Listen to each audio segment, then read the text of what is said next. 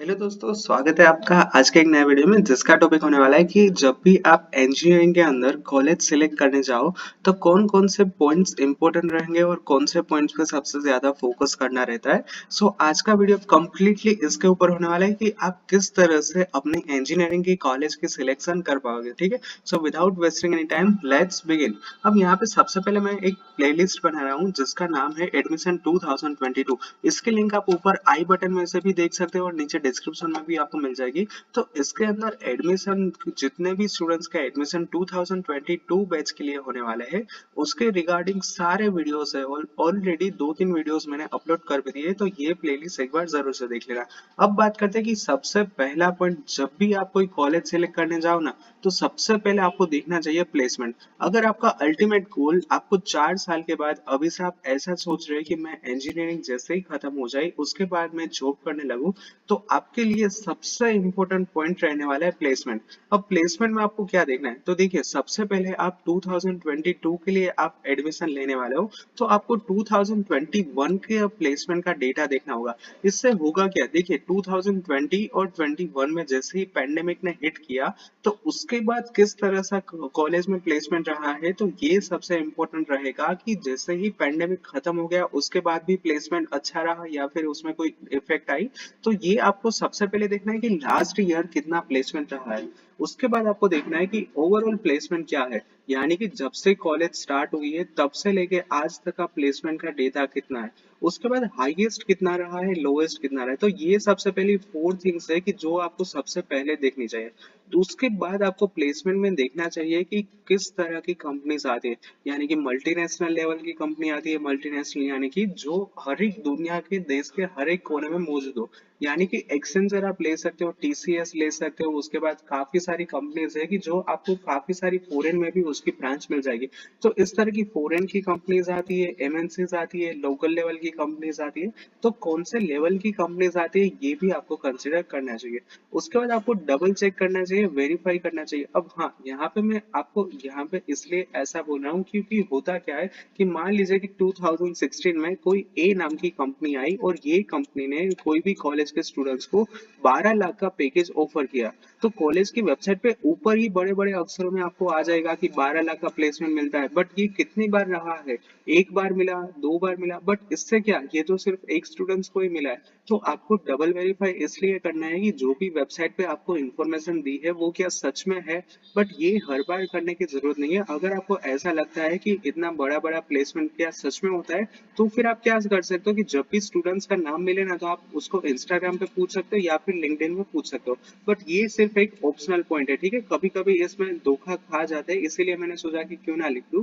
और लास्ट में आपको देखना चाहिए कि ऑन कैंपस है या फिर ऑफ कैंपस। अब मैं आगे चल के आपको एलडी कॉलेज का एग्जांपल लेके भी समझाऊंगा, बट इसमें क्या होता है कि ऑफ कैंपस यानी मान लीजिए कि कोई यहाँ पे कॉलेज है और कोई यहाँ पे कंपनी है। तो ये कॉलेज में डायरेक्टली स्टूडेंट्स ये कंपनी के लिए अप्लाई कर सकते हैं। आप यहाँ पे मान लीजिए कि 10 12 15 जितने भी कॉलेज के स्टूडेंट्स हैं वो डायरेक्टली कंपनी में अप्लाई कर सकते हैं। तो इसको बोलते हैं ऑफ कैंपस। ऑन कैंपस यानी कि ये जो कंपनी है वो खुद चल के कॉलेज के अंदर आती है और उसके बाद कैंपस में प्लेसमेंट लेती है, तो उसको बोलते हैं ऑन कैंपस। तो ये आपको सबसे पहले समझना चाहिए कि ऑन कैंपस है या फिर ऑफ कैंपस। तो मैं चलिए आपको एग्जांपल से समझा रहा हूँ। तो ये जो मैं है ना, ये है एर्ली कॉलेज ऑफ इंजीनियरिंग की प्लेसमेंट की वेबसाइट। अब जैसे ही ऊपर यहाँ पे प्लेसमेंट के ऊपर क्लिक करोगे आपके पास ये सारा डेटा आ जाएगा। सबसे पहले है प्लेसमेंट सेल एक्टिविटी और स्टेटिस्टिक, सबसे इंपॉर्टेंट है। इसमें ओवरऑल जितना भी है पिछले 4 साल का वो सब कुछ दिखा दिया है। अब यहाँ पे ये भी लिखा है कि ये कंटिन्यू।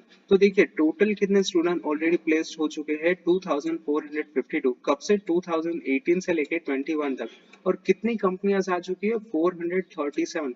यहाँ पे आपको ईयर वाइज में मिल जाएगा, पर्टिकुलर साल में आपको देखना है और नीचे आपको डिटेल में भी दिख जाएगा। देखिए यहाँ पे, और इसके नीचे अगर आपको एलडी के प्लेसमेंट सेल के लिए कुछ भी पूछना है तो यहाँ पे ये जो उसके प्लेसमेंट सेल के हेड है उसका ईमेल और कांटेक्ट नंबर भी है, तो आप यहाँ से भी उसको कांटेक्ट कर सकते हो। अब आप देखेंगे यहाँ पे नीचे जो लिखा है ना, डिटेल इंफॉर्मेशन रिगार्डिंग प्लेसमेंट 2026। तो आप जैसे ही ये वेबसाइट विजिट करोगे तो 2016, 17, 18, 90 और 21 सबका अवेलेबल है। तो यहाँ पे मैंने आपको समझाने के लिए आप देख सकते हैं कि 2020 और 21 का है।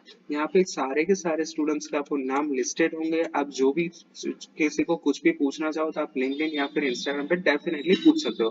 दूसरा पॉइंट यहाँ पे क्या है कि दूसरा पॉइंट है फैसिलिटीज। हाँ, अब ये क्यों इंपॉर्टेंट होता है कि मान लीजिए कि आपने सिलेक्ट की है कंप्यूटर इंजीनियरिंग, तो कॉलेज के अंदर कंप्यूटर इंजीनियरिंग में जितनी भी लैब चाहिए, database lab, network lab, cloud lab, IoT lab, ये सारी की सारी लैब्स कितनी अच्छी कंडीशन में अवेलेबल है। अब कोई भी कॉलेज होगी ना, उसमें लैब तो डेफिनेटली होने वाली है, बट क्या उसके अंदर वर्किंग कंडीशन में कंप्यूटर्स या फिर लैपटॉप है, आपको अपना लैपटॉप चाहिए या फिर कॉलेज प्रोवाइड करेगी, तो ये सब कुछ आपको देखना इंपॉर्टेंट रहेगा। दूसरी बात कि मान लीजिए कि आप मैकेनिकल में हो, तो आपको जाना पड़ेगा वर्कशॉप के अंदर। अब कॉलेज के अंदर कितना वर्कशॉप की कैपेसिटी कितनी है, मशीनरी कितने हैं, सब कुछ कितने स्टूडेंट्स को एकोमोडेट कर सकता है, और इसके अलावा अदर फैसिलिटीज ये आपको देखनी होगी कॉलेज जाके। अब मान लीजिए कि आप इलेक्ट्रिकल इंजीनियरिंग में हो, तो आपको उस हिसाब से आपको लैब चाहिए होंगे, सिविल के हिसाब से लैब चाहिए होगी। तो लैब क्या सच में अवेलेबल है कॉलेज में, तो ये देखना भी काफी इंपॉर्टेंट है।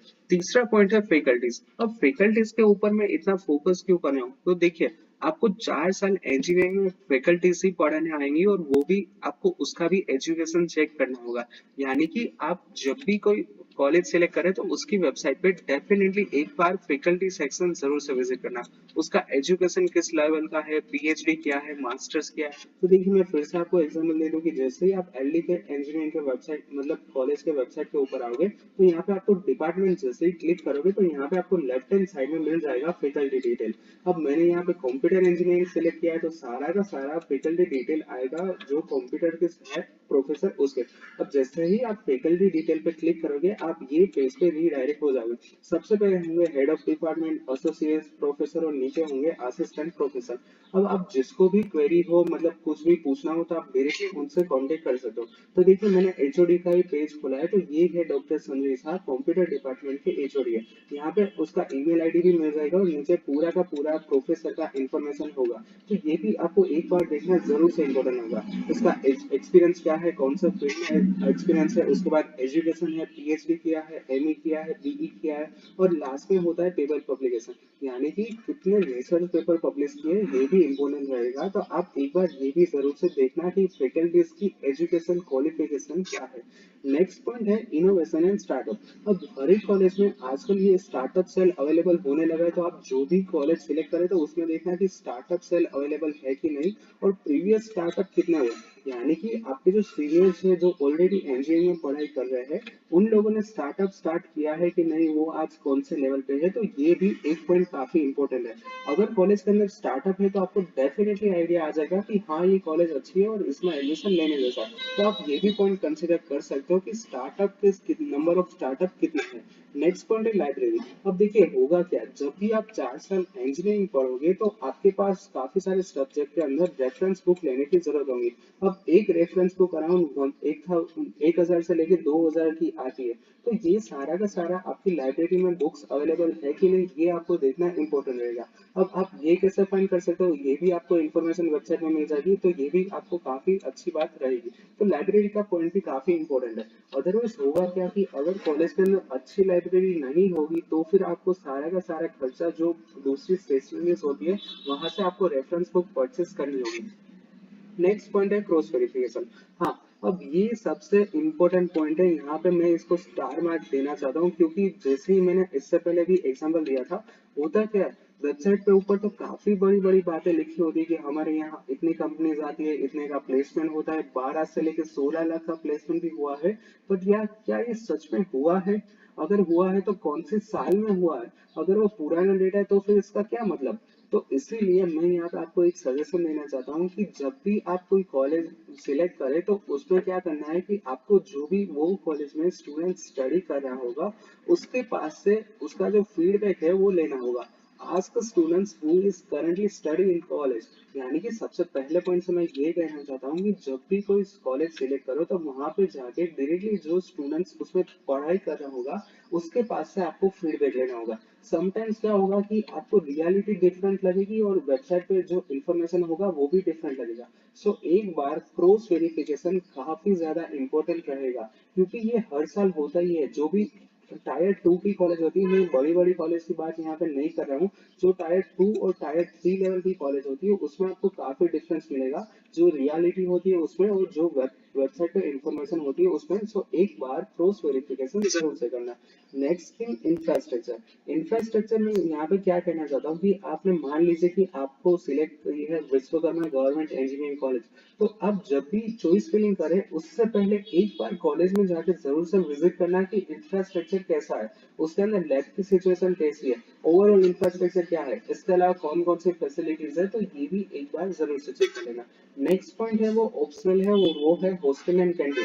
क्योंकि होगा क्या कि आपका जो टाइमिंग होगा वो सुबह से लेके शाम तक का इंजीनियरिंग का टाइम होगा, यानी कि सुबह 10 बजे से लेके 5 बजे तक इस तरह का टाइमिंग होता है। तो कॉलेज के अंदर कैंटीन की फैसिलिटीज है, वहाँ पे हाइजीन कितना मेंटेन होता है, क्वालिटी फूड मिलता है कि नहीं, हॉस्टल की फैसिलिटीज नहीं है, बट ये सब कुछ ऑप्शनल है। अगर आपको कॉलेज अच्छी मिलती है तो फिर यहाँ पे ये सब कुछ कंसिडर करने की जरूरत नहीं है, ठीक है, तो ये सिर्फ है ऑप्शनल।